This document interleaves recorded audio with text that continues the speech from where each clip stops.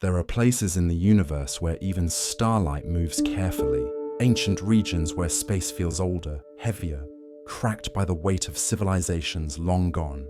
In those depths, astronomical observatories the size of moons hang silently, recording the slow heartbeat of creation.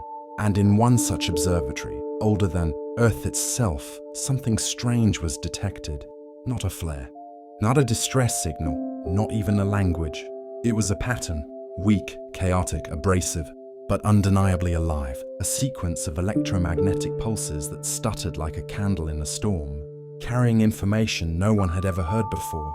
The laughter of water hitting a shore, the tremble of fire, the crude rhythm of stone against stone. The first accidental sparks of technology. To the ancient Karun archivists who monitored these signals, it was confusing, because this noise came from a world that should have produced nothing.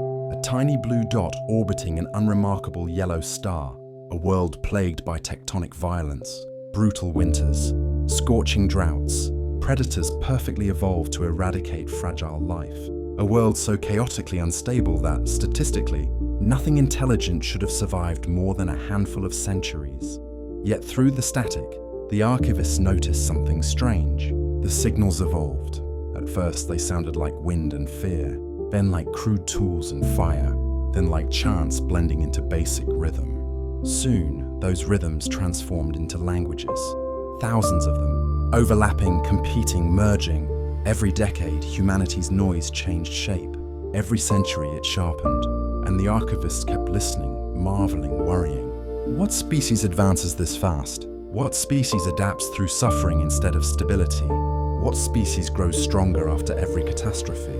One observer, an elder who had watched supernovae as casually as one might watch rainfall, whispered a line that later became legend among cosmic scholars. Something impossible is happening on the blue world.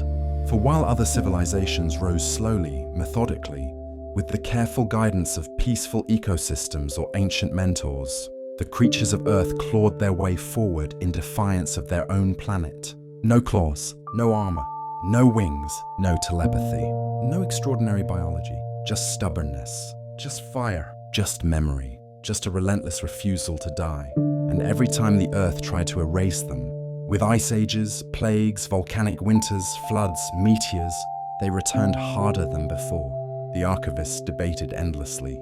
They shouldn't exist. They shouldn't be evolving. This breaks every model we have of sapient development, but the signals kept coming, stronger, more structured, turning into music, mathematics, coded pulses, then into coherent radio waves. Humanity wasn't just alive, it was announcing itself to the universe. It sang before it walked among the stars. It dreamed before it understood dreaming. It questioned the meaning of existence while barely surviving its own environment, and the rumor began to spread. Not through planets or empires, but through star systems, cosmic networks, hidden observatories, ancient databanks, a whisper of a species that did not fear the dark, a species that learned to turn weakness into tools, tools into weapons, weapons into innovation, innovation into destiny, a species that kept rising, even when the universe expected it to crawl. The rumor grew so widespread that even civilizations in distant galaxies began tuning their sensors toward the small blue world.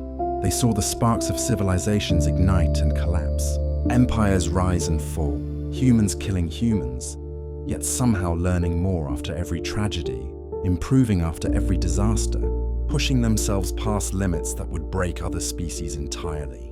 And then finally, the moment that made the universe truly turn its head, a tiny metal craft, rattling, shaking, barely held together by bolts and hope, left Earth's gravity. It broke free. Humankind's first whisper into the void became a roar. Ancient beings who had watched billions of years of cosmic history paused as the first human footprints pressed into the dust of a dead satellite. Not for conquest, not for resources, but because they wanted to know what was out there. One Karun philosopher wrote, "They do not rise because they are ready. They rise because they refuse to remain below."